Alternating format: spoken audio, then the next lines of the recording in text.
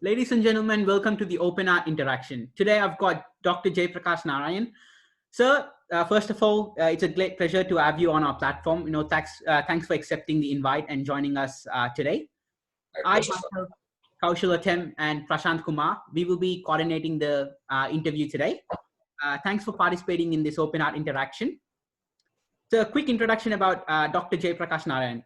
Dr. Jay Prakash Narayan is a former IAS officer, achieved an All India rank 4 in the 1980s, served India for 16 years in the civil service before resigning to serve his passion in helping others. Sir, you're a former physician by nature and obviously the founder and the president of Lok Satta Party. So I'm going to pass this to Prashant. Prashant has got a couple of questions. Yes, Prashant. Hi, sir. So basically, I just, rather than interviewing you, I just want to have the normal conversation where students can exactly get to know the thought process of you. Great. So right now, being in a student union and, running student union for past 2-3 years, I have come across too many issues. I mean, especially being in Australia, which is in foreign land, I could literally sense that there is left wing and right wing, which is not exactly when we get back to India, we don't actually come across this kind of aspects. But when we see in foreign land and especially developed countries, we come across left wing and right wing more precise, if you see. So I just wanted to know, and like I want you to tell us what exactly and how do we actually put. I see myself as a left wing guy because I prefer that. But when people ask, I couldn't. Most of the times, I fail to explain it. I'm not sure how exactly we can put ourselves in that, or I'm not sure how exactly this words were penned. So, could you please give us the gist of those aspects? Thank you, Prashant. When we were kids, then also we had left wing, right wing. But in those days, the left and right were more about economic issues. The left generally believed in quote unquote socialism, where the state controls all economic activity and production. The people are more or less helpless. There was no competition, there's no choice, everything was public sector. The government is good and private sector is bad. That was the orthodoxy at that time. There are many in my generation who believe that reality. I don't know if I believed it fully, but I think had sympathy for that approach. An instinctive skepticism or suspicion about private sector until I joined government.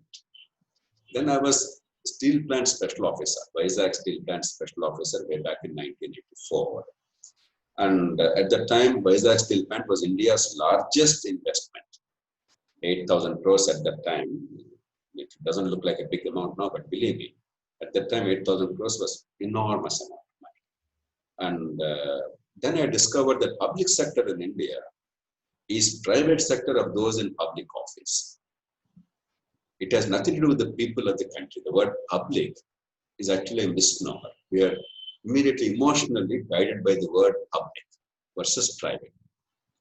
And then experience taught us all over the world that ultimately for you and me as citizens, what matters is that whether I get the goods and services which are at a low cost, high quality, and I can make a choice. I don't care who makes them. And I think Deng Xiaoping put it beautifully when he said, it does not matter whether the cat is black or white. What matters is whether the cat catches mice or not.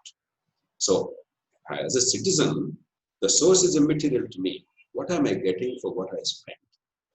And am I having a choice? Is it meeting my needs? I think that clarity will come when you define this economic left versus right, when you define the role of the state. When I founded Lok Satta movement, after I left government for 10 years, actually, I'm still running foundational democratic reforms. I still run Lok Satta movement, but for 10 years, we had a movement. We never thought of a political party. Now, this question came to me every day, in every single interaction. I always told them, this right, left is irrelevant. What the state has to do, I'm paying for the state. I am paying taxes. I am putting them in power. They have to deliver the following things. Let's define what they have to deliver with the money that we are giving them. Our money, for our purpose. We created the government. And let's define that very clearly. Not omnibus, not loosely. And let them deliver. After they deliver the basic things that we cannot do on our own, if you want the state to do more, it's for the people, your mandate and your taxes. But the state cannot fail to deliver quality school education or rule of law or infrastructure or basic health care, and then say, I'm doing 100 other things, producing some soaps. We used to produce soaps in government, refrigerators. We used to produce everything under the sun in government. Scooters, we wanted everything in there. That's not the state's business. When the state failed to be me rule of law. So define the role of the state. That is my position. Define the role of the state very carefully. Basically, what you and I cannot as individuals or even together cannot do unless the whole collective comes together. That is what the state should perform, because there's no choice. Everything else is optional. Today's left-right, I suspect, is not really economic left-right. It is cultural left-right, to use a broad expression. So when you classify yourself as a leftist, I suspect you're talking of an egalitarian approach, inclusive approach, not alternationistic, backward-looking, that kind of an approach. Whereas people who hark back on a glorious past, imaginary, a real golden age, and everything, all solutions lie in our past, our culture, our tradition, our religion, and hyper-nationalism. I think that will be broadly the right. I think we must have clarity between these two, economic right-left and cultural right-left. But I would say economic right-left, the argument has been settled. Instead of taking a doctrinaire position, you understand that the state has a specific role to perform. And on occasion, like emergencies, 2008 economic crisis, state had to take extraordinary role all over the world. COVID crisis, state has to take extraordinary role. Who would have imagined that American government will actually spend hundreds of billions of dollars to pay the wages of employees in private sector? Unthinkable. But this is a crisis situation. Therefore, normal discussion, normal positions will not apply. But otherwise, the state has a definite role to perform. And that role must not be all expansive, that will be efficient. And whatever you and I can do as citizens in the market, we must do our own. Cultural, I think our sympathies are all together. After all, well-exposed people all over the world, while we protect our own culture, our own tradition, we're proud of it. We want to protect our own country, we're patriotic. Patriotism is not hyper-nationalism. It's not at the cost of somebody else. It is also about cooperation in the modern world. So I completely agree with you, sir. But on the same side, I just have one more point. I see right and left into a different perspective. I just see right wing as the is for the people who are some way they are privileged. If you see, most of the right wings are conservatives, so they are one or other way either privileged. If you see their their history. So though I come from those community where I am privileged, but the left-out people try to have the platform which is called left wing. So I just support it in that perspective. But when it comes to economics, I completely agree with you. But on the same side, what you spoke, it's more about ideal governance. But at no point we cannot find that ideal governance, because see, during our childhood, we were actually aspired to go to America because it was one of the idealistic country which was told to us. But when you see during the crisis, I somewhere feel they are acting weird, and what was told, I mean, when I was a child, what I saw as America, it's not today the same, to be precise.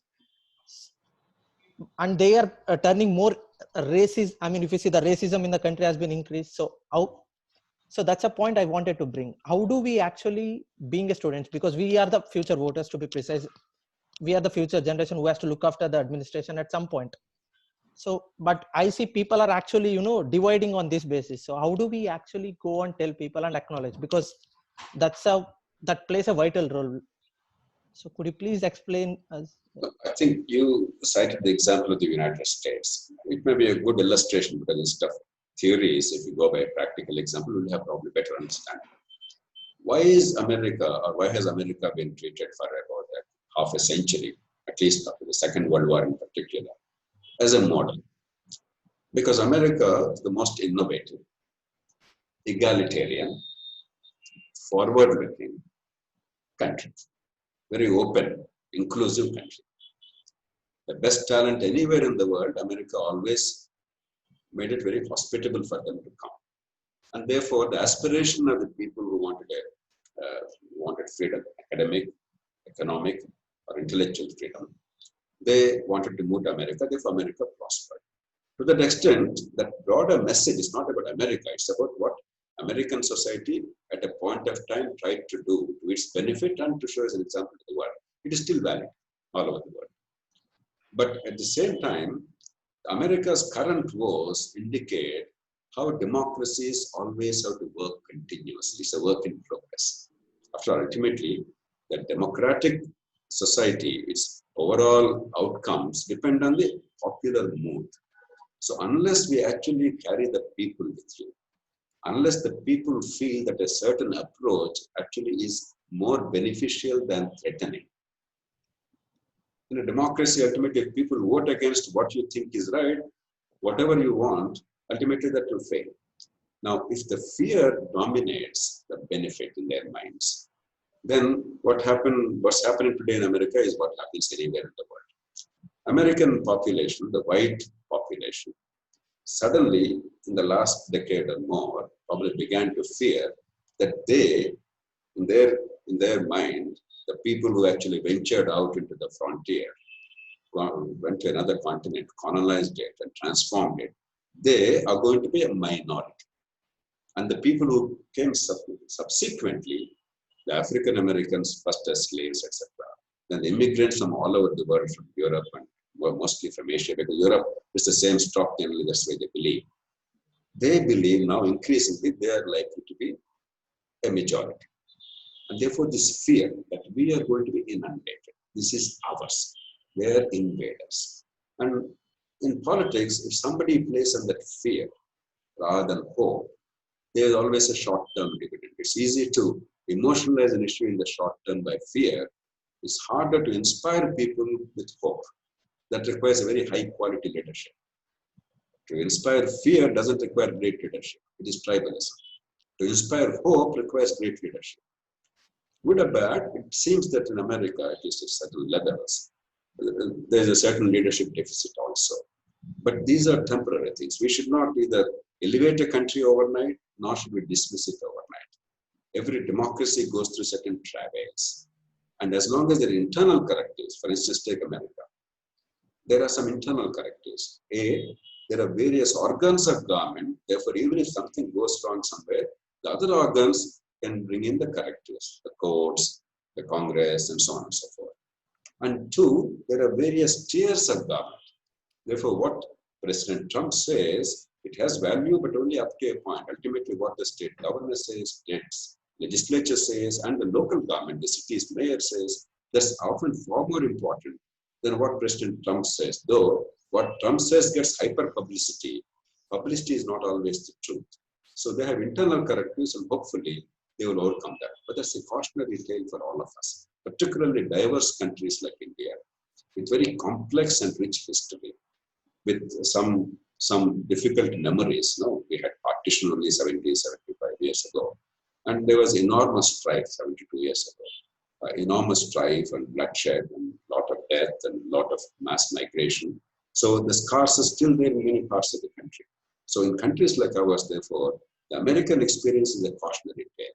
How do you build systems and institutions which are not overrun by temporary emotional prejudice? That's one of the great challenges of building a democracy. For instance, I'll just make this last point on this.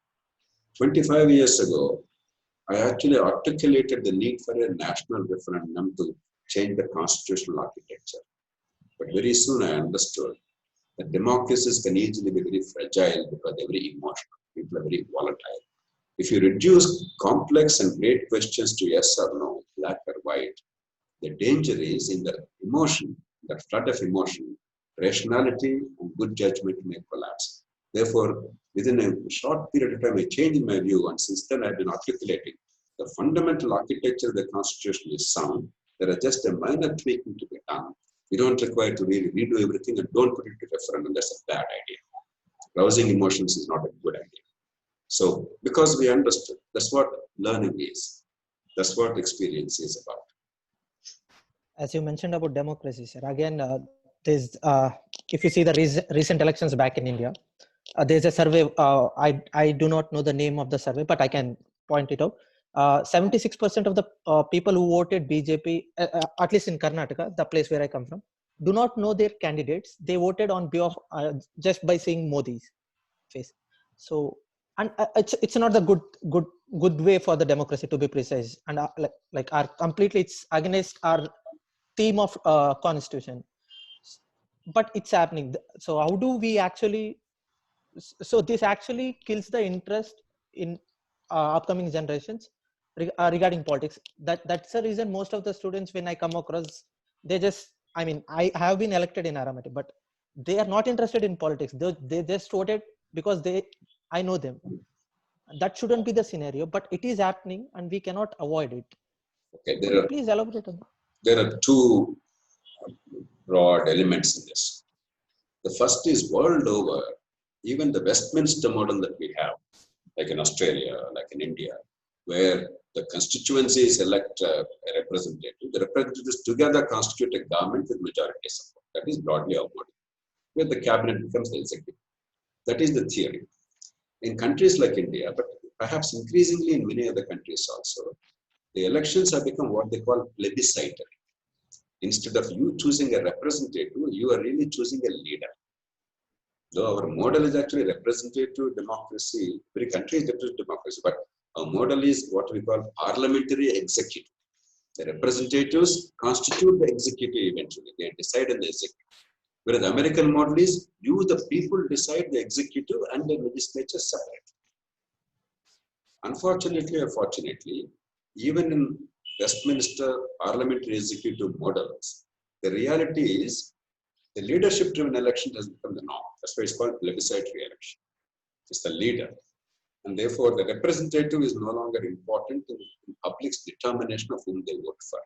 Even in Britain, Thatcher, or subsequently Tony Blair, or Cameron for some time. Today, the current Prime Minister Boris Johnson. So it is no longer really, while representatives do matter, and these are sophisticated countries with people's level of knowledge, centuries of experience, but even then, it is the leader, the personality of the leader, the trust in the leader. What it means is perhaps the people actually are ready for clear separation of powers in a country like India. Instead of this sham that we actually look at the leader and vote, but theoretically, constitutionally, we are not electing the leader, we are electing a representative. And therefore, the leader has the obligation to get the representative elected. Even if he is confident that people will vote for him, unless at the constituency level, a strong man brings the vote. A strong man means money, caste, and freebies so that you don't lose the advantage. Divisions, money, and freebies. This is the bane of Indian elections. Can we move towards a direct election so that you don't have to compromise for power on a daily basis? Today, even if a leader is confident, unless you get enough MLAs or MPs, you do not become a leader. Therefore, you choose the worst people, the criminals, the money bags, you distribute the money.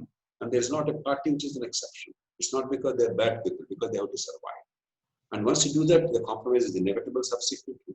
And post formation of government, you have to depend on the MPs or MLAs to survive. Even if you have a majority, any day they can withdraw support. Therefore, every day their interference of the wrong kind, transfers, postings, contracts, tenders, police cases, gun licenses, you name it. So the system has become distortionary. Therefore, can we look at a direct election and a separate election of the legislature and a separation of powers, like in America? That's one thing. That will significantly change the way India is run. The second is, if local governments are strong and effective, if people see the link between the vote I give and the direct consequences to me, not Bharat Mata, not some vague slogan, not some emotion, but real. My water supply, my sewerage, my stormwater drainage, my road, my school, my health center. If it has consequences to my life, then people will not look at a leader and vote emotionally.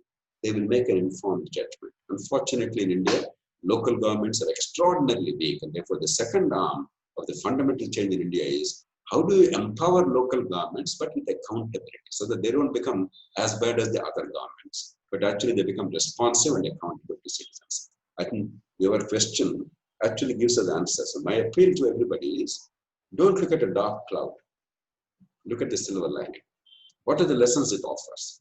How do we therefore democratically tweak the system or improve it to generate better outcomes without compromising on freedom and democracy? as you mentioned about the local governance, actually Kerala has done a great job during the COVID crisis, to be precise, compared to other states. So what could you please let us know what would be the, I mean, what was the advantage for the Kerala government, which other state governments couldn't do, to be precise? Could you just elaborate those Great aspects? question. We can actually expand this to the whole world also. Yeah. In which countries is COVID better managed? Like New Zealand, they say. From another end, Vietnam, they say. The South Korea, Singapore. So you can clearly discern certain countries which have managed it better. Some poor, some rich. There are, in my judgment, broadly 4 elements to better management of a crisis like this. The first is the state capacity. Does the state actually have the capacity to deliver? Having a desire, a statement of intent is one thing. The capacity to deliver is another thing. Statement of intent, India is number 1. Planning Commission documents, pronouncements, laws, this, that, slogans, we are fantastic. But that does not mean that we have the capacity to deliver. We often get confused between what we talk and what we do. Has the state the capacity, institutionally and structurally, to walk the talk? Kerala, relative to other Indian states, has the better capacity. It's not fantastic, but better capacity. For a variety of reasons, there's no time to go into that. Part of the reason is also the social movements preceding independence. Narayana Guru, it was entirely today's Kerala society, the gift of Narayana Guru and his social revolution. During his lifetime, he transformed Kerala society and many things that happened subsequently. The second element is public trust in the government. Kerala, irrespective of the party, there is greater confidence. While parties keep changing, in general, governments are more responsive and accountable because local governments are also strong, and because you see what is happening in Kerala over a period of time, they sustained the model and they generally made it work, and therefore there's greater trust and greater accountability. Therefore, public trust.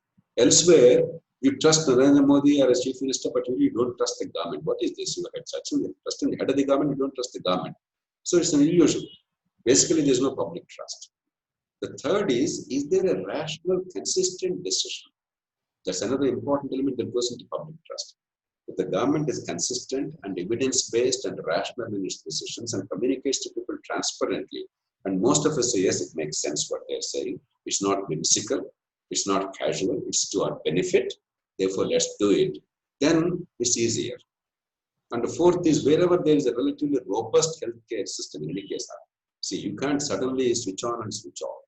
If there is already a decent healthcare system, particularly at the grassroots level, somebody who can reach out to you, you can reach out to them, they can assure you, they can advise you, they can refer you, etc. That is one way. Nothing of the kind is there. Every time there is a problem in a family, you don't know where to go, you don't know whom to approach, whom to trust. It's costly, it's risky, it's suspicious. These two are different scenarios. So once you have these 4 things in place, the boxes are ticked plus generally, then it is better. Kerala, all these 4 relative to Indian standards is better. Like Sri Lanka is better relative to India. Kerala is like Sri Lanka. Sadly for us, but good for Bangladesh. Bangladesh is better than India. Bangladesh is much better than India. Vietnam's per capita income is much lower than India, but Vietnam is much better in controlling COVID and many other things because they have many of these pluses in place. So this doesn't happen by a miracle. You have to now build. That's why, in fact, later today, we are having a webinar on, my approach is, as I said, silver lining. Therefore, we launched a series of webinars.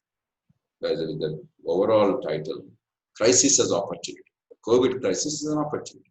Now, therefore, the first one is, how do you look at healthcare system, 4 o'clock India time, 4 o'clock in the afternoon India time. We have that webinar. Do participate, those of you who can. You can register immediately, 4 to 6, 2 hours if you go. Some eminent experts from World Health Organization, Public Health Foundation of India, from premier research institutes of the country, and former civil servants who work in healthcare. They will all participate. We're coming with specific proposals. What can we do at a relatively low cost to improve the quality of healthcare in India? Affordable, acceptable, relatively easy model. Because there's no point asking for the moon. This is what we have. How do you improve it? So we have to use this as an opportunity. as you mentioned about healthcare, sir, if you see Kerala's budget, it's around 6.5% of their GDP. They introduce for, I mean, they invest in healthcare. And if you see Delhi is doing great job in, I mean, when you see, for education sector and healthcare sector. And when you come, whereas other states, they're just spending 1% of their GDP. What is, I mean, whether the people in Kerala are questioning it or the people in other states are not actually questioning it. They are more pro to, religious structures. One of the tragedies of India is education and healthcare have now become serious issues in governance. They have not become vote getters in the mind of the political parties. But there's a beginning in healthcare, sometimes in the wrong way. For instance, then Andhra Pradesh, combined Andhra Pradesh, government under Dr. Y.S. Rajasekhar Reddy brought in what is called Aarogyasri, basically an insurance-based hospital care model. Now, in my judgment, that is not the most appropriate model for India, because after a point, high-end care with insurance model, competition-driven private sector will only jack up the costs, gives satisfaction to people, but does not improve healthcare outcomes. But still, it does give satisfaction. And in catastrophic illness, there is no fear. When somebody is put in the bill, the government is put in the bill, I can go to a hospital and get the treatment. It's a good thing. Therefore, politically, it became very profitable. So slowly, it spread into the rest of India, and the Prime Minister of India, the government of India started recently Ayushman Bharat, a similar model. So only now it's beginning to be somewhat relevant in electoral politics. Now we have to make it much more relevant, that health actually is a vote winner. In Britain, for instance, even today, National Health Service is one of the most important issues politically, electorally. And two, we must then look at a model which is both sustainable and affordable for the country. And that's what we're looking at. I don't think India can afford 6.5% GDP by public exchequer. Kerala, I have to check the figure whether Kerala government is spending that much. Probably not. They're probably spending 2 or 3%. India is spending 1.3% as a country, of which about 25% is coming from government of India, 25-30%, 70% coming from the states. Kerala probably is a little more than that. But most of the expenditure in India is private sector. 70-75% is private sector. Most of it is out of pocket because we don't have organized sector. We have a very small organized sector. Therefore, people have to shell out money. The poorest people have to shell out money out of pocket.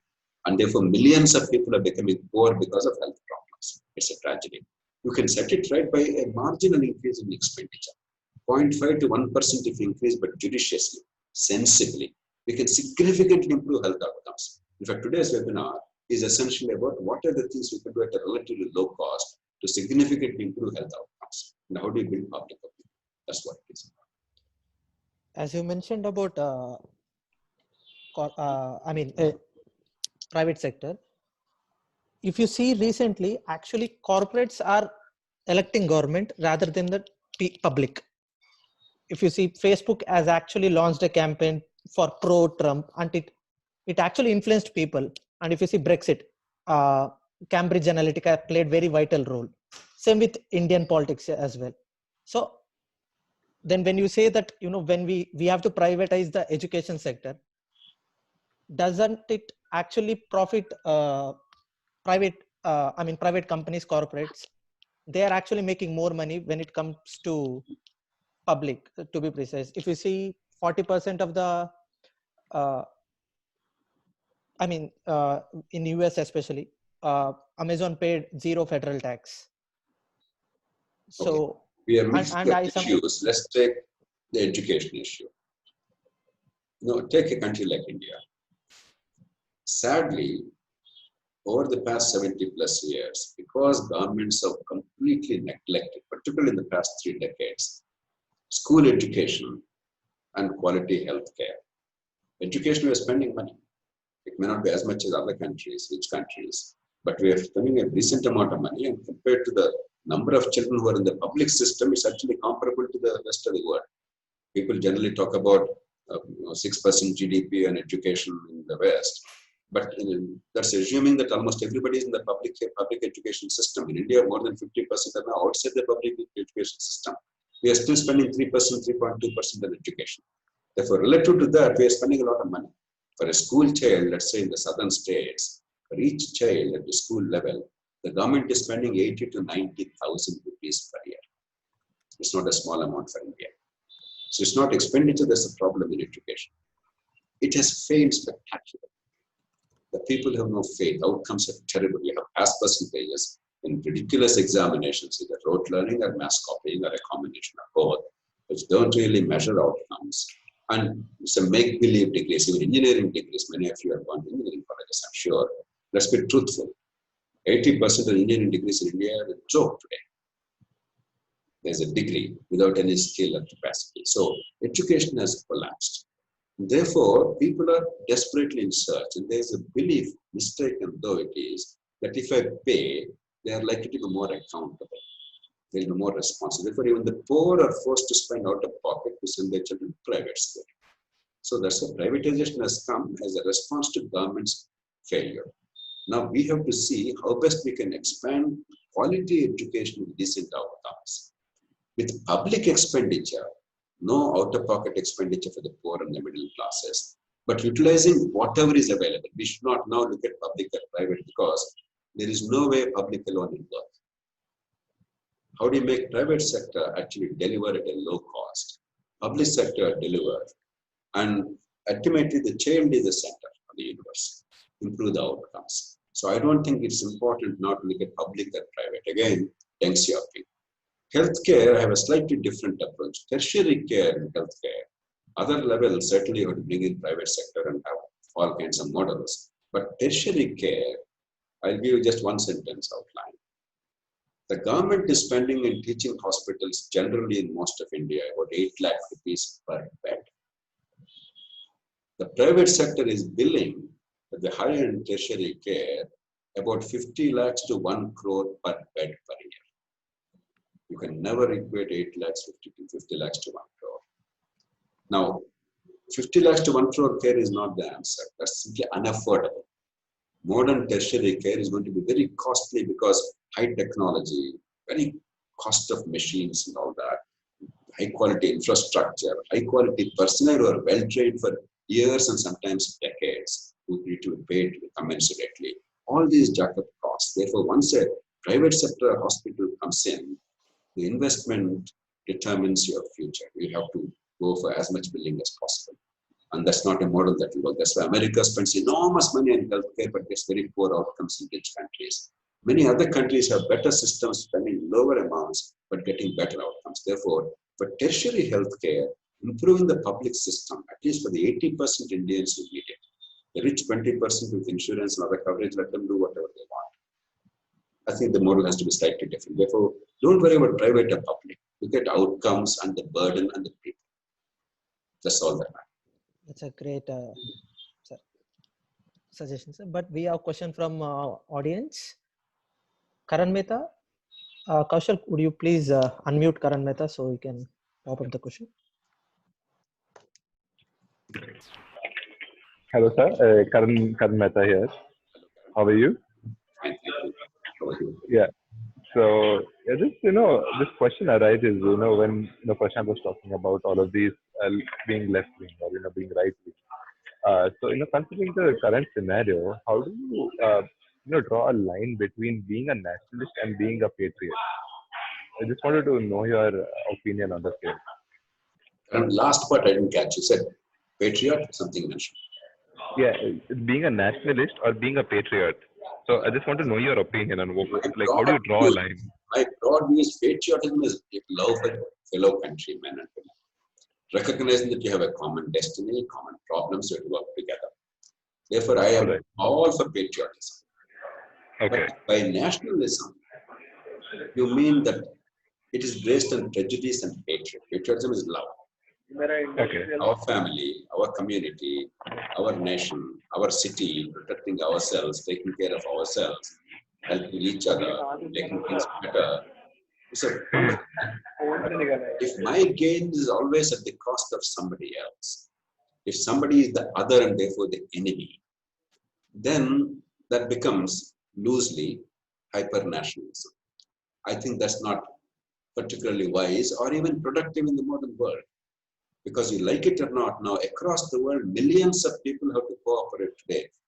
I use a cell phone. I don't know which part is made where. I use these spectacles. I don't know which part is made. I use this simple pen to my shirt to handle other things. It's absolutely absurd to have prejudice in this world today. Every country, every civilization, every society contributed a great deal to what we are as mankind today. Take China. India has obviously a beef with China. And there is some amount of friction for the past 50, 60 years, etc. We all understand that for a variety of reasons. But that does not deter us, should not deter us from Chinese recognizing India's merits, their whole cultural strength, Buddhism, and their philosophy. Much of it is borrowed from India. When I went to China, at that time a relatively small city, but now a bustling modern technology city, Hangzhou, they showed me a Buddhist temple, and they had a story that a monk somewhere in eastern India, he threw a mountain from India that went and fell in Hangzhou, and they built a temple there. The whole history, the memories are linked to Indian culture. And similarly, Chinese civilization has offered so much to the world. And the world gained so much, from gunpowder to paper to civil services to compass, many things from Chinese civilization. Therefore, prejudice and hatred, if that is the basis of nationalism, I think that is unproductive and counterproductive. But if patriotism means we take care of our own, out of love and collective interest, and we reconcile my individual need or individual goals with the collective good, I think it's a great thing. It's always dangerous to polarize society within the country or across the world. But don't you think that the constitution amendments which we are doing right now, if you see in recent years, is based on nationalism rather than on patriotism? Don't you? I don't know which amendments you're talking about. I mean, if you see rhetoric is used by political parties on this side and that side from time to time to polarize.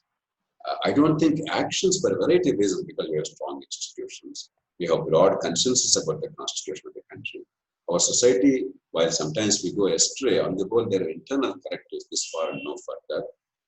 For all these reasons, and we are basically moderate as a culture and civilization, while we should be very cautious and we must be always alert and vigilant, I don't think there's reason for extreme alarm.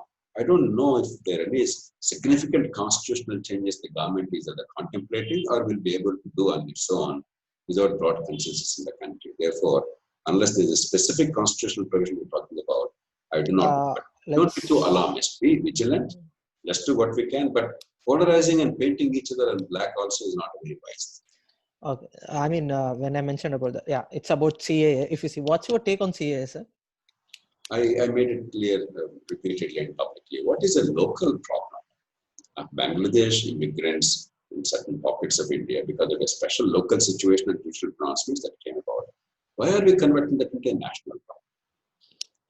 There's a general rule in life. If it ain't broke, don't fix it.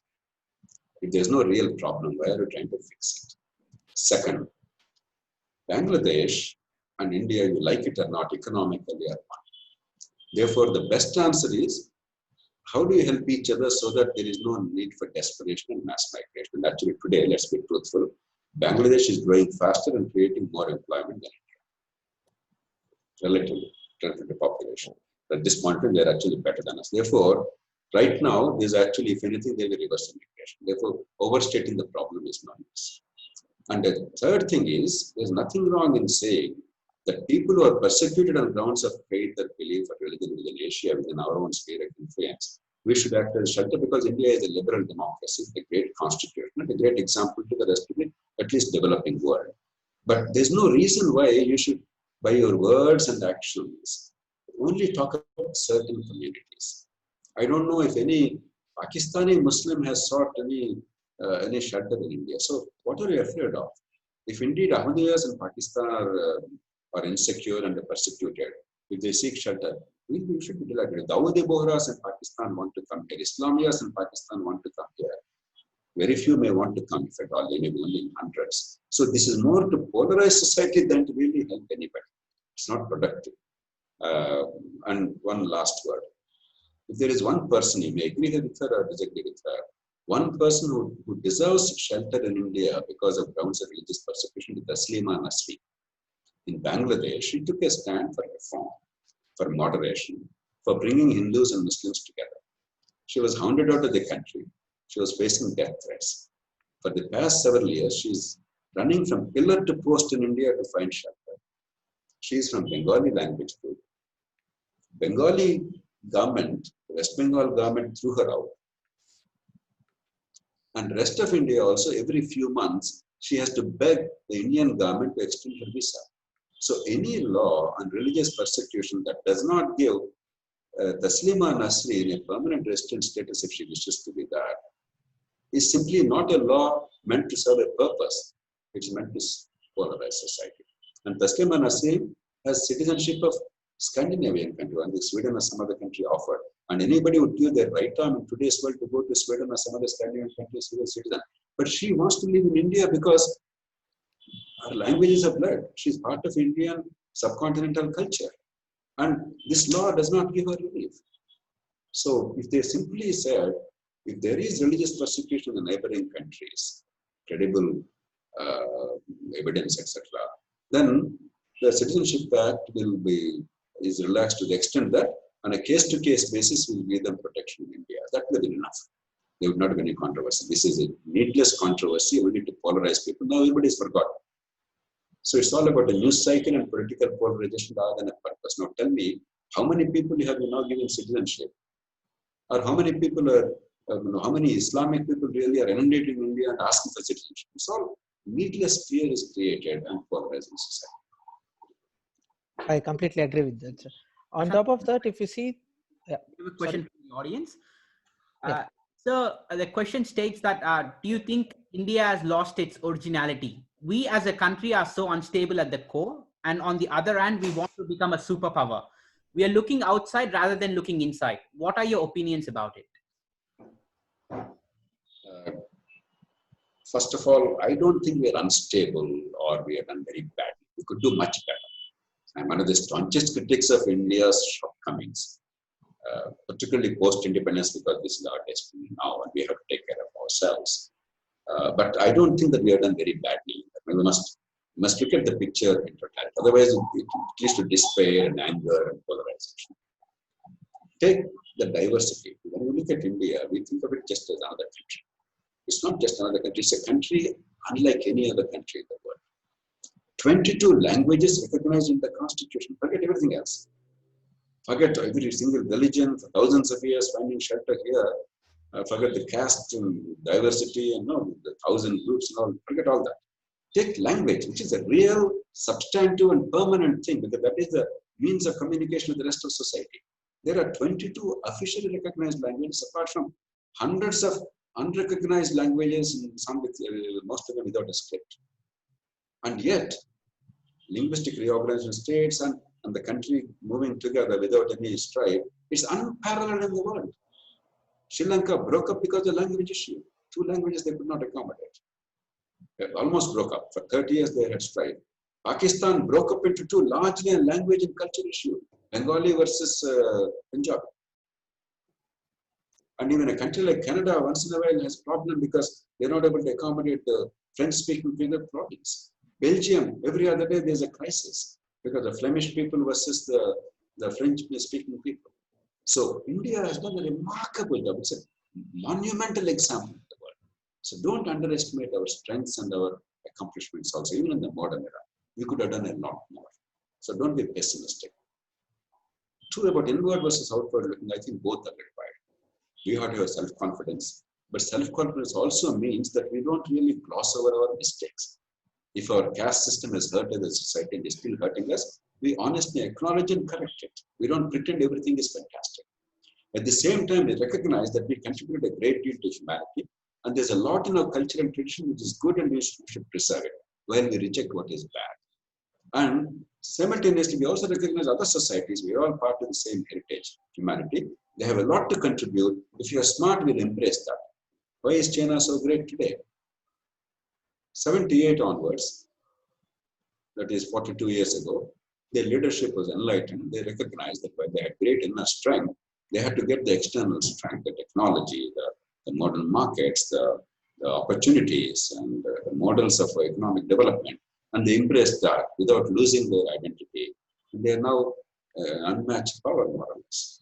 So it's not this or that you must be You must have the inner strength and have self-confidence, but not the stupidity to gloss over your own past follies, because every nation has great strengths and some follies. Overcome the follies and imitate the best examples of the rest of the world.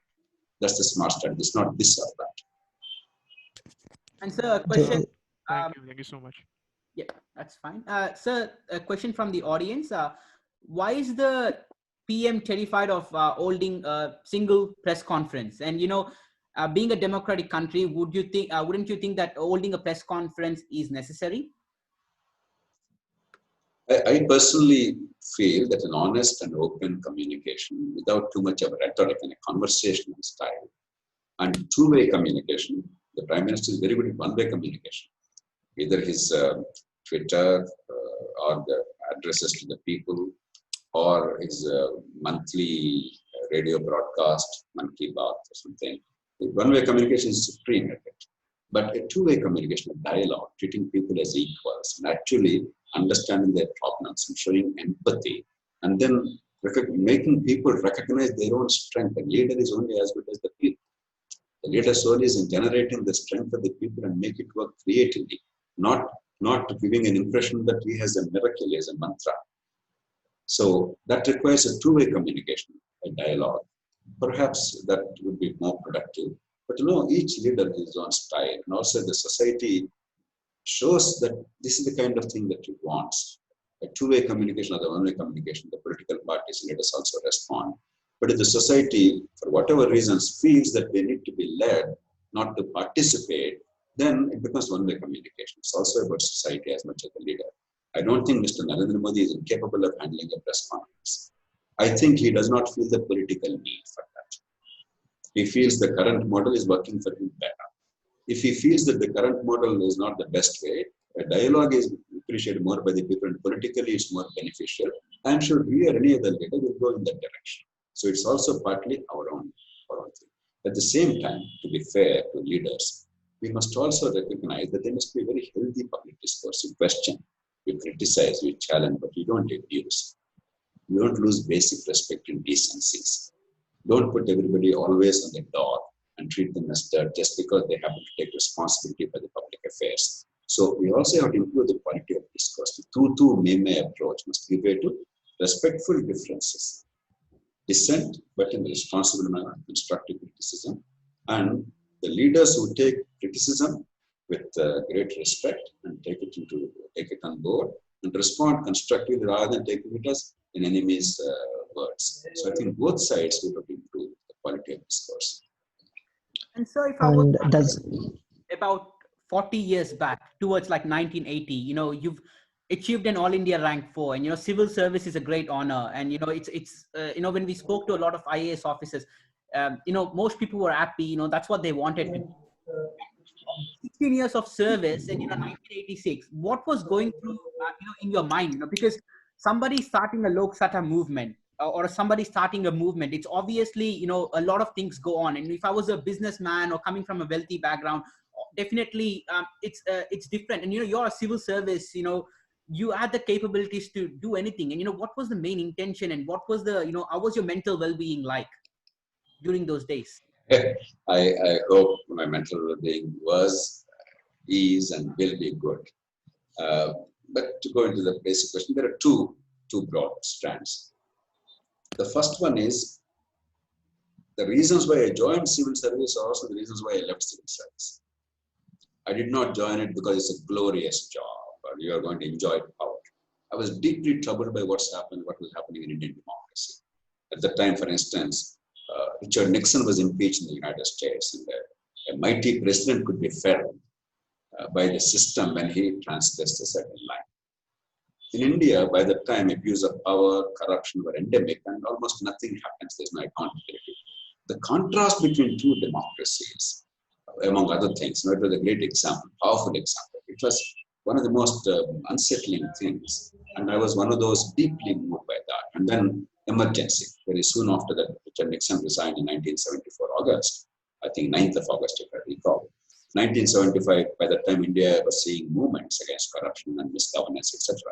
But 1975 June, exactly around this period, 45 years ago, There was declaration of emergency on the 25th, 26th June night of 1975.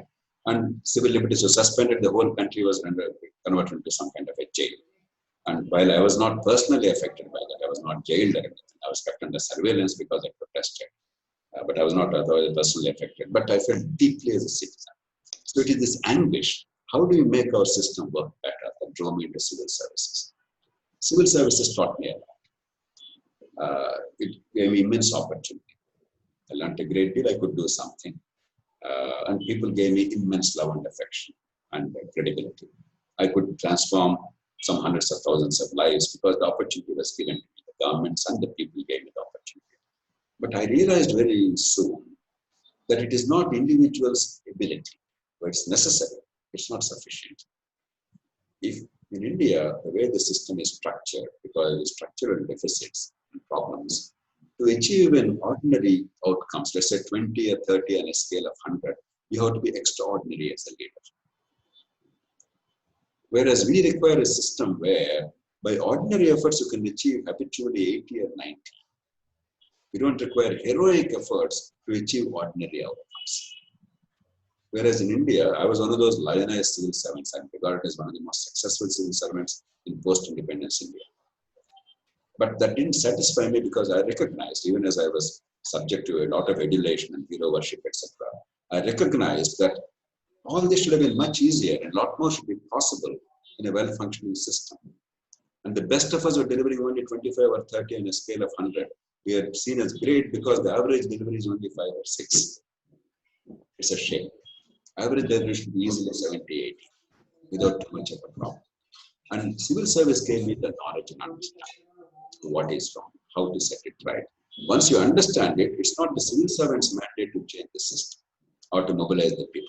Civil servant's mandate is to honorably and efficiently discharge the duties and implement government policy and the laws.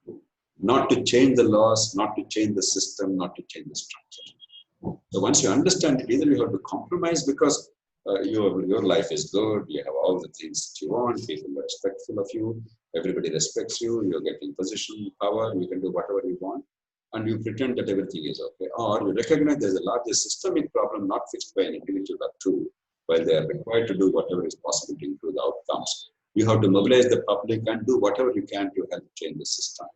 And that's when I decided I had to leave. So it was not out of anger or frustration neither. Actually, I was very happy as a civil servant, but I was unhappy as a citizen.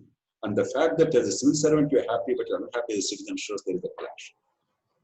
Ultimately, are you a citizen caring for the country? Are you a civil servant looking at your career?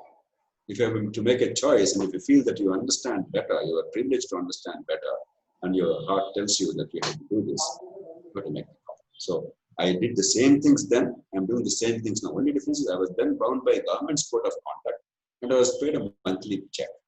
Today I don't have a monthly check and I'm not bound by government's code of conduct, only by my conscience and the broader constitutional values. I have the freedom not to act.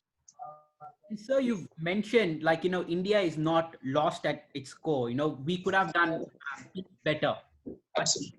And, stating this back, we have a lot of in India, unemployability rate, things are going on. And, and there are discussions happening in terms of business relations in Australia, in terms of Modi's governance, the 20 lakh crore package. So are you able to walk us through, the first thing, how do we address this unemployability rate? And, with the youth, so many youth picking engineering, India has produced the most number of engineers than any other country. And are you able to address with the 20 lakh crore package? What did you think about this budget? Kaushal, I wish I could tell you that I have a miracle prescription for unemployment in India. In fact, if anybody has a miracle prescription, that person deserves 100 Nobel Prizes because this is a global challenge.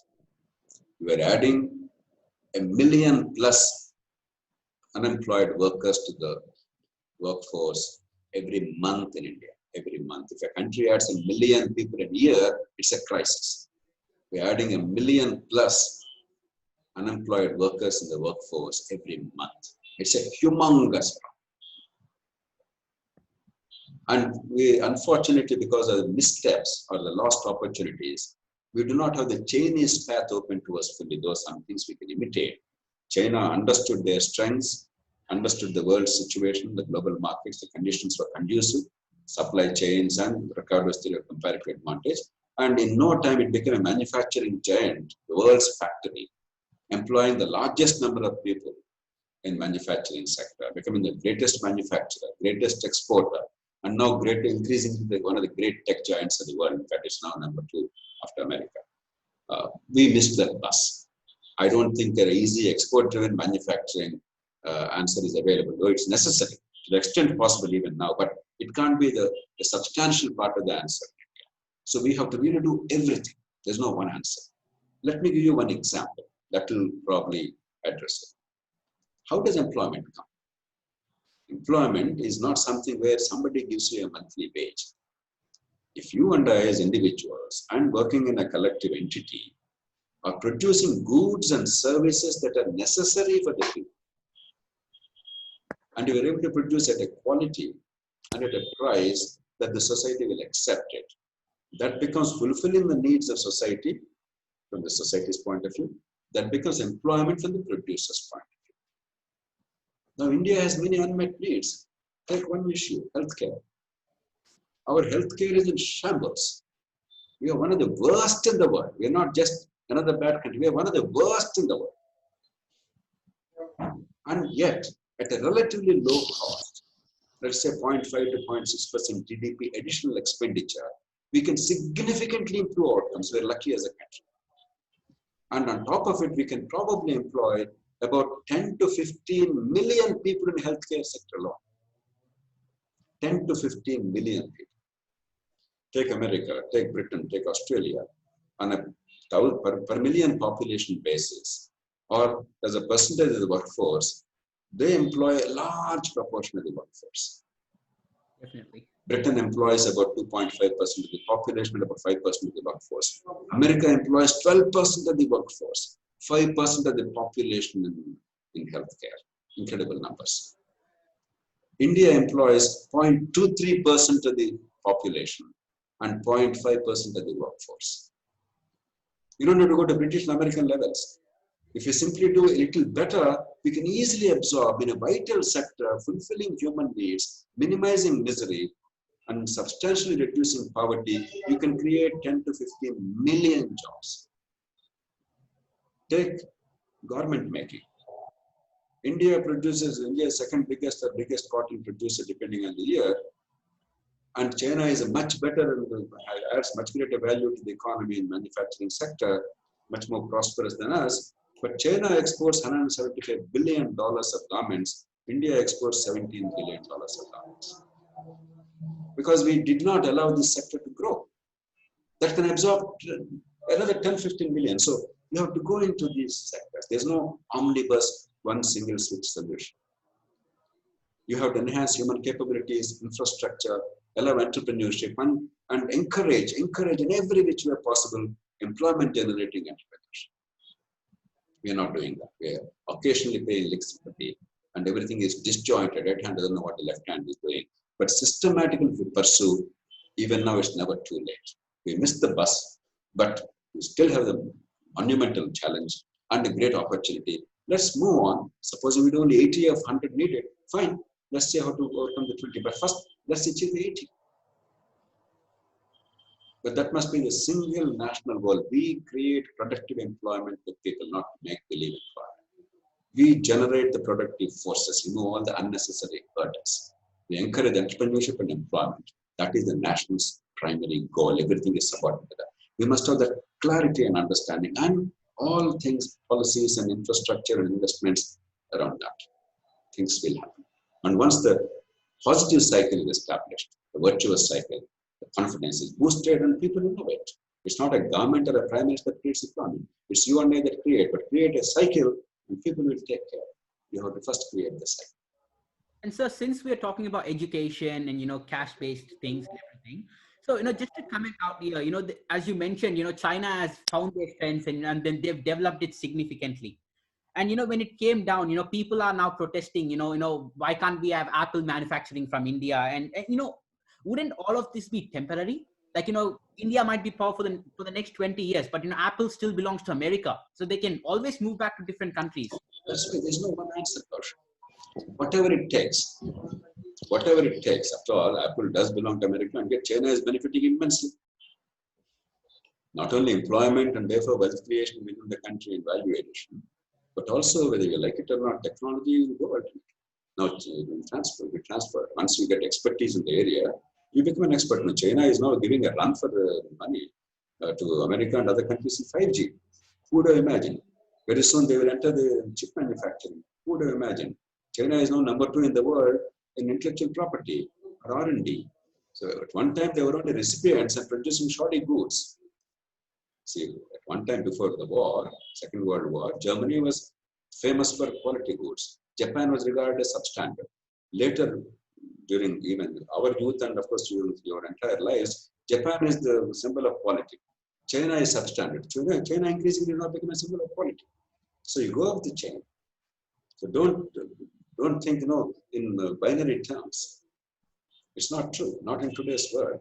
But do everything, whatever it takes. Ultimately, you protect yourself, they protect themselves. People don't invest for your sake, they invest for their sake. You must be smart enough to take advantage of that, benefit yourself. So, and then, coming across this technology segment, as you said, whatever it takes. Although China has Apple and everything, they have their own companies. Like, they've got Vivo, they've got Huawei, they've got, their own, Oppo, OnePlus, they have their own good companies that are doing really well worldwide.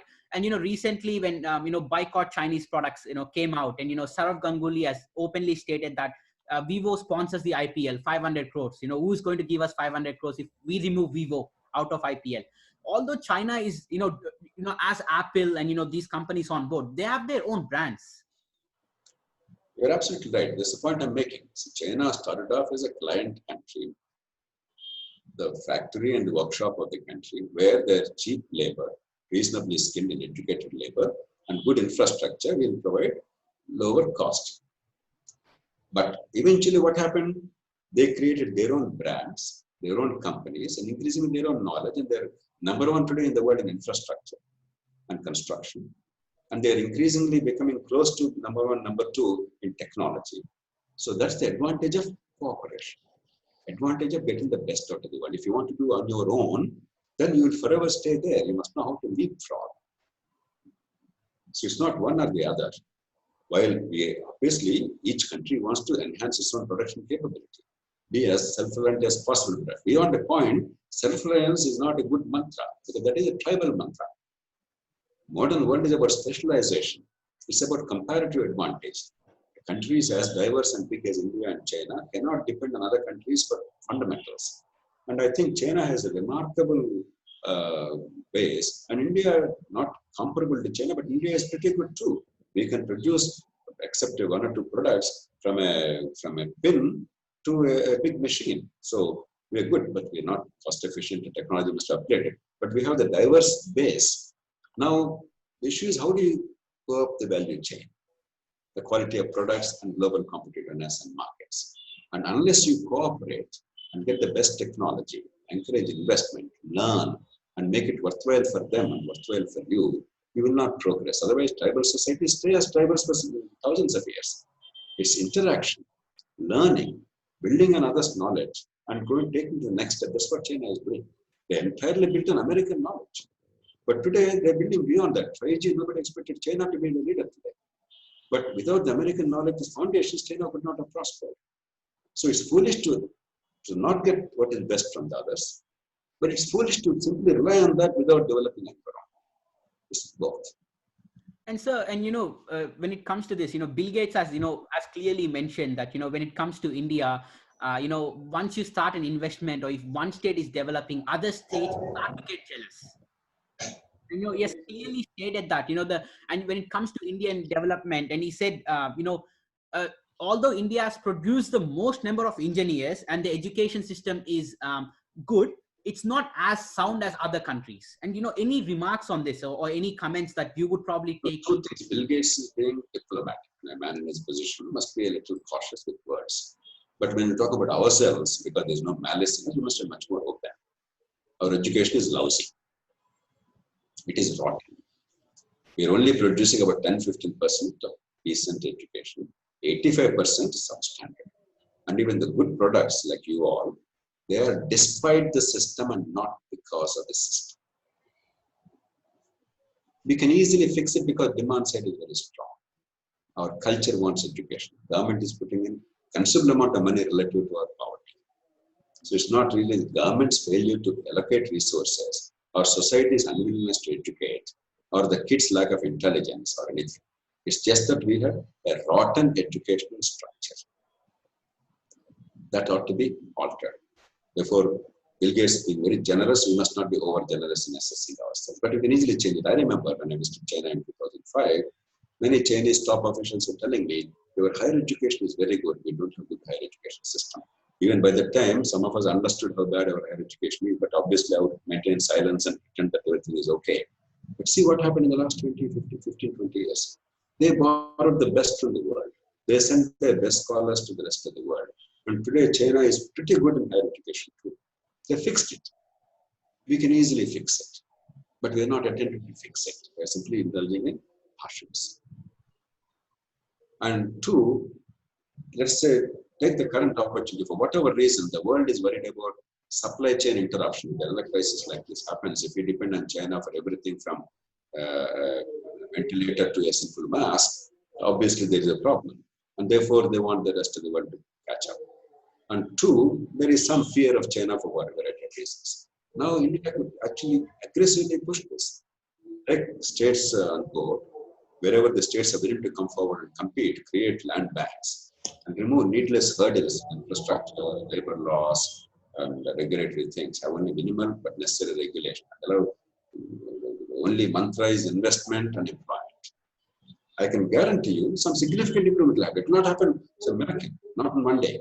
Again, as Bill Gates himself said, we often overestimate our capacity to change things within a short span of time and underestimate our capacity to change things in a medium and long term frame. If you take the right steps now, within 5-10 years, you'll see a significant change. You will not see within 5 months. You must be a little patient, but do the right things now to change the trajectory. There's an opportunity for us. And so when you talk about change, just a normal comment, with the COVID situation in, the 10th class exams, intermediate exams, were cancelled in some states, due to COVID. And, the same people, on social media are raging out, when will the theaters open? When will the IPL matches be played? And, when media is playing a huge influence on this, when it comes to politics, recently, Prashant posted a picture, where are you happy with Modi's governance, in COVID-19? And the media, and then 30% said yes, 60% said no. But in the pie chart, 30%, the green was larger than the 60%. And what is your suggestion? When we get manipulated by so many things happening, because India is a populated country, 1 billion people, and so many things are happening. How do we attempt to change it? How do we change ourselves? When the government is not changing. No, that's why this black and white discussion, tu meme discussion, will polarize society and lead to all kinds of distortions world over. In this day of instant communication and social media, this fake news, that distortion of perceptions, this has become a problem. I don't think it's an Indian problem. I don't have a ready solution. You guys are much better at it than my generation. But if 3 things are there, it's easier to handle them. One is an enlightened citizenship. Do everything to improve the quality of public discourse, to make people understand their enlightened self-interest. Not some grand themes of nation, Bharat Mata, patriotism, but enlightened self, my kids' education, my family's healthcare, my incomes, my skills, my sense of comfort and safety in my society, harmony and peace. No. Center the discourse around that. 2, localize power as much as possible so that people can decipher, can understand intelligibly that self-interest rather than grand things. The institutional framework to allow that kind of a discourse. That is the second thing. 3rd, use every opportunity to push the levers of change, one step at a time. Even if it appears to be a small change, as long as there is a change in trajectory, over time you'll see a significant change in the way we look at things. And it happened in this country. We were a country, we were the basket case of the world at one time in 1960s and early 70s, without real 480 footprints coming from American ships. We had no food in India. But within a decade, India became self-sufficient, one of the marvelous things. At that time, many people believed that India would never be able to sustain itself in terms of food, and millions will starve to death. It didn't happen. Today, India has mountains of food grains. In government granaries, we have the largest quantity of food grains stored in government granaries in the whole world. 80 million tons at the peak season. Unthinkable. Whereas our production in 1950 was only 52 million tons of food grains. So we did it in several sectors. It's not rocket science. It's not impossible, but you must do the right things in the right manner, in a systematic way, and patient. So, are the farmers enough? Like, what do you think on this? Like, when you said one of the biggest strengths in India is down in farming, and we've got that land, we've got that cultivation, and we've got that farmers and the strength to produce and to produce and feed the world. And do you think are we supporting the farmers enough? With the schemes. There are 3 webinars we are now conducting. Today is on healthcare. The crisis is opportunity. The next webinar is on agriculture. What you're talking about is some elements, not all agriculture, but at least taking COVID crisis as an opportunity. What can we do to improve supply chains, to improve the farmers' incomes and make agriculture better? The third one is a big city governance, because COVID crisis is largely a big city crisis. Immigrant laborers, large spread, poverty, slum population, insanitary conditions, difficulties in enforcing social distancing because of that, housing problem, etc., etc. Therefore, in that context, can we at least look at big cities, even if we can't do everything in the local governments, how to create the architecture to deliver, etc. One of them is as agriculture. But let me give one broad point. India has the largest extent of agricultural land in the world. 12% of the world's agricultural land. We only have 2.5% of the actual land mass of the world. But our agricultural land is 12%. Australia is 2.5 times India's size. But Australia has much smaller agricultural land than India. Most of it is desert, etc. And it is largely fertile. There's reasonable rainfall and plentiful sunshine. If only we do the right things. I'm not saying it will solve all problems, because agriculture cannot solve all problems anywhere in the world. You like it or not, world over in a modern economy, agriculture's share is relative to the other shares smaller. Because other needs have grown, therefore industries, services, they'll grow. But agriculture, we have not tapped the potential, largely because of government's spectacular failure or terrible policies. At least some of them, if we start unraveling and creating a framework where better wealth addition and better value addition and better price realization for the farmer, without price volatility and high prices to the consumer are possible. One of them is compressing supply chains. Instead of 7 intermediaries, have a supply chain compression, which takes care of grading, package, transport, storage, processing, retailing, and fetching global markets in a sensible way. That could be one of the big solutions. That's what is we are going to explore in the second webinar, 1 week from today, next Saturday. So these are big and complex things. I think we spent a good deal of time. We only budgeted 1 hour. But believe me, while nothing is a permanent or full solution for India's problems, there's no one panacea. There's no instant silver bullet. But there are several approaches which will dramatically change the way things are. There's almost never a situation when a single silver bullet or a panacea is available to a nation's problems. But a few sensible, pragmatic approaches based on our own experience and the best practices in the world will dramatically transform the outcomes. And so we'll just have the final few questions from Prashant. Yes, sir. As you mentioned about the governance and most of the stuff. So could you please, when you got into the politics, I was the most admired. I was actually following you all the time. But what was the main reason why you backed out of the politics? And I saw the interview where you mentioned that you just backed out from the politics, but not from the service. But at some point, people who actually follow you actually had a hope. Politics, electoral politics can actually generate outcomes through ethical and rational approach. I'm using my words very carefully. Generate reasonable outcomes through ethical and rational approach. If the situation and circumstances allow that, then that is the best means, because if the elected leadership itself wants change and brings about change with the power that the people are given, that's exactly what democracy is about. Therefore, politics is an option we should not know. I was the one who actually raised the slogan in the last 30 years in the country, saying that don't shun politics, don't reject politics. Recognize politics as a noble endeavor and participate and engage. I still hold that view. But what is happening in India is because the link between the vote and the citizens' personal life is not very evident in our system. Unfortunately, the vote for this is simply not enough. I hoped and expected about 10% overall average vote on a sustained basis. I knew it was not possible to get more than that in our first past the post system, because first past the post system does not allow a third party to survive. But even 10% consistently would have been enough to push the system towards change. Other parties, the major parties, would have transformed themselves out of political need. What was happening is in big cities we were close to 10%. Rural areas it was actually more close to half to 1%. And as they say in many countries, there's no path to transformation. You're investing too much energy and resources, but too little. And in the process, the reform agenda is going to be derailed.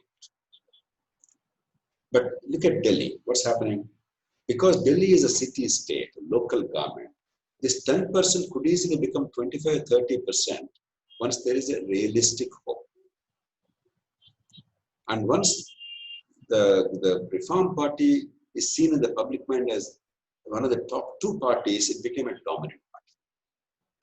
While they could not achieve everything because they had only limited power, but at least they had definite limited power. And it's an urban electorate, not rural. If urban electorate is easier for a variety of reasons, we don't have to go into that today.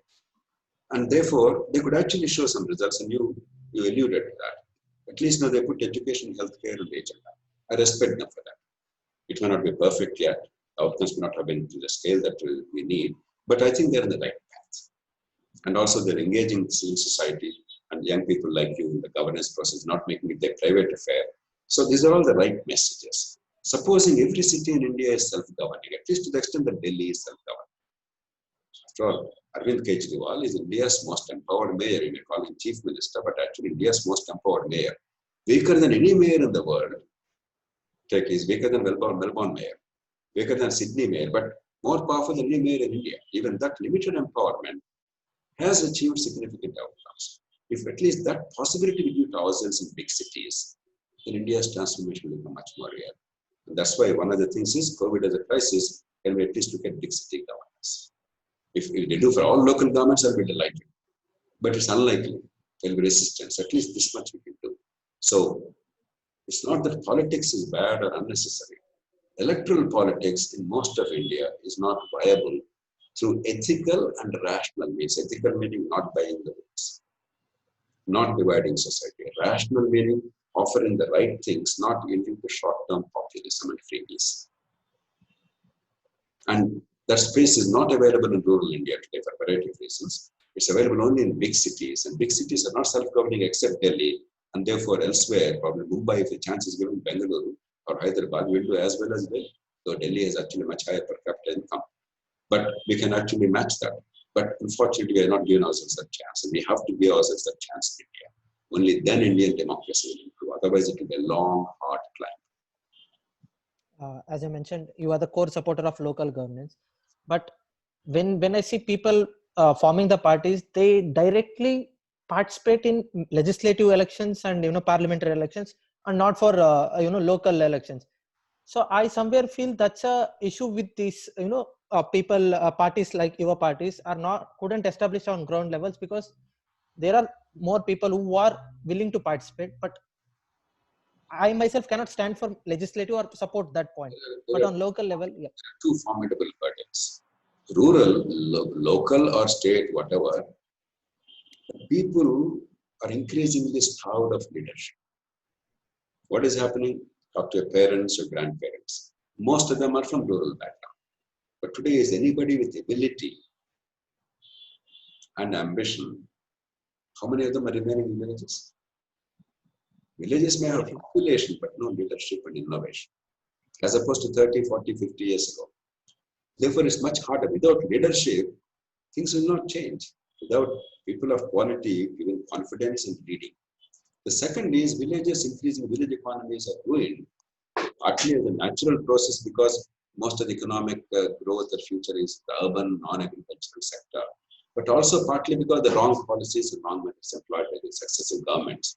And therefore, villages and villagers see themselves as mendicants, receiving something from the state and the nation. There's no self-confidence, no resource base. So for these two reasons, rural local governments, much less likely. Two, the constitutional structure and the state laws about local governments created a farce. They created a namesake local governments with very massive elections with no purpose, no empowerment, no accountability. So this is a joke. Urban, if only you actually create genuine local governments, as I said, like Delhi, by accident of history, in the name of Delhi Union Territory, actually has a reasonably empowered but not fully empowered local government. Therefore, things would happen. Therefore, if only we persuade the system to create a framework in at least cities to give some reasonable degree of empowerment, then there is actually space to participate in electoral politics effectively with productive outcomes. Otherwise, I think electoral politics for the time being, if you have to spend, let's say, in Karnataka, your home state, I think Prashant said, right? Yes, Or let's say Tamil Nadu, or Telangana, Andhra Pradesh, or some other states. If you have to spend 20 crores, 25 crores to become a state legislator, without even formal executive power, and most of the money is spent for illegal purposes, and after that you have really no role except raising your hands in the assembly as your party bosses dictate, and then indulging in influence spending for day-to-day survival in politics as well as personal, and become a part of this large corruption cycle. What's the point of participation? To what end? but you spent 4.5 lakhs in 2009 as That's not the norm. But in Delhi, I'm sure many people spent, may not be 4.5 lakhs, but they spent reasonable amounts, not great amounts, and I don't think much of it is spent or none of it is spent for vote buying. That's what I'm saying. If cities give this chance, at least some cities will give themselves a chance for ethical and rational politics to rise. And once that becomes successful in terms of outcomes, the whole country will take notice. That's the reason why I'm a strong supporter of Aam Aadmi Party in Delhi, not because of political reasons. It is for larger democratic reasons. Even if there are some flaws, if you look too deeply, nothing is perfect. But the broad trajectory is right. And we are giving confidence to the country that rational and ethical politics can succeed. But if it's one city, it's not enough. But if it's 20, 30, 50 cities in India that happens, example will spread very fast. So, yeah. Is there any chance of we seeing Lok Sabha party participating in municipal elections, at least when you say that urban, you have the strong hold on urban aspect? The point is, the election has no meaningful outcome, not only in electoral success, but post-electoral success actually generating outcomes, because cities have no empowerment. Everything is decided by the chief minister of the state, and the city mayor and city government is inconsequential. Then the chances are very limited. That's why we are resisting. Otherwise, there's a natural theater. So, yeah, thanks for the answer, sir. And we have the final question from the audience, I think so. So, what's your take on nepotism in politics? No, in public life, nepotism anywhere is wrong. That means you are denying talented people's rise. It's not only a loss to talented people, it's also a loss to society. Instead of the best emerging through competition, some people are parachuted because of family connections. It's like monarchies.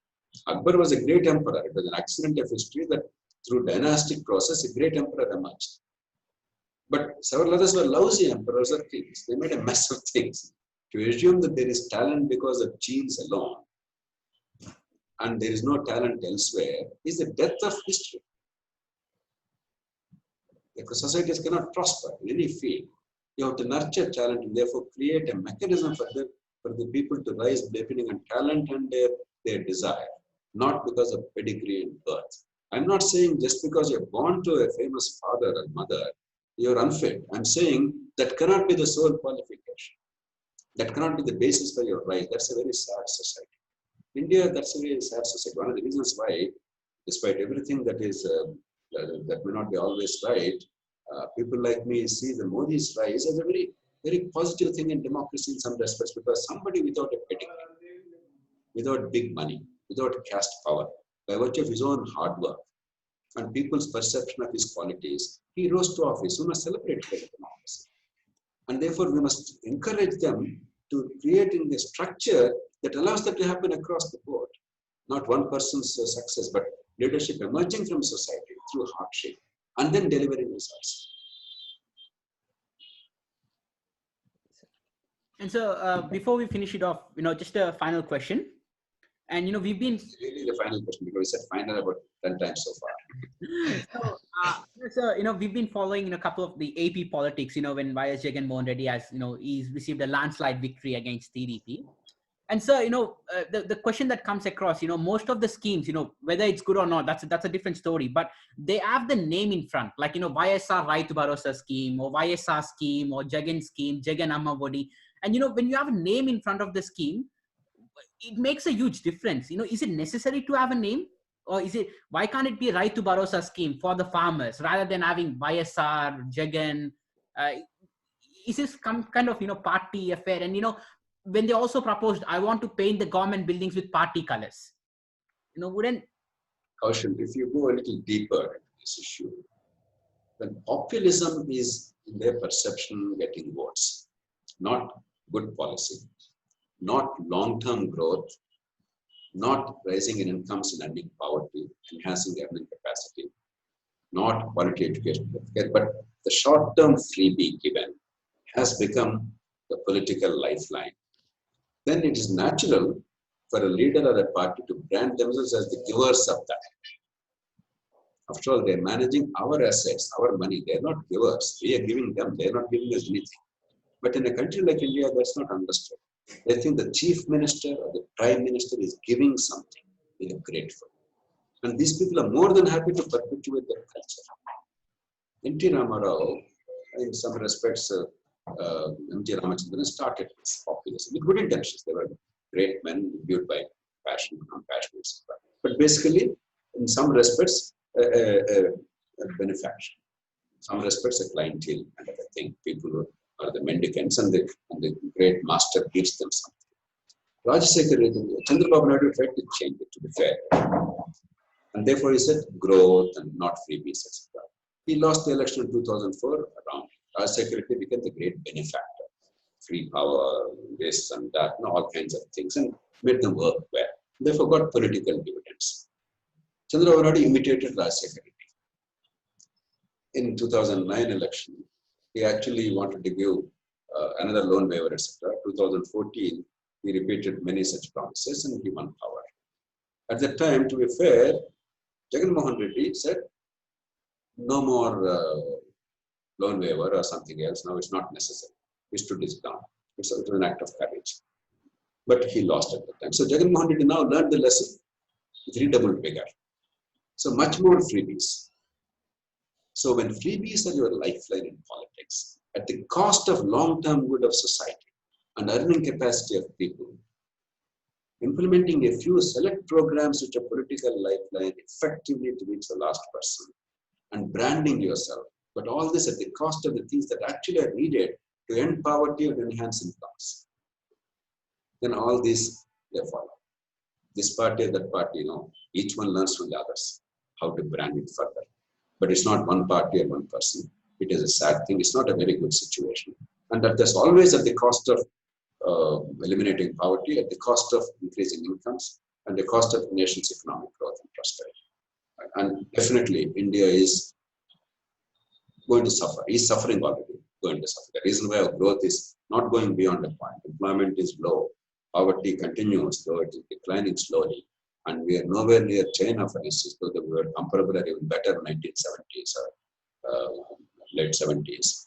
All these are because we chose the wrong path for short-term electoral gains. Thank you, sir. Thanks for joining us out here today. And, hopefully our audience has learned something new and found many answers to questions. And thank you. My pleasure, Kaushal. I don't think I have anything very profound to transfer to you. I believe that you all have as much or even more knowledge of what's happening in the country. Perhaps what some of us can do is try to make some sense of it in a rational and practical way, to make it constructive rather than destructive, our discussion, our understanding, and hopefully our action.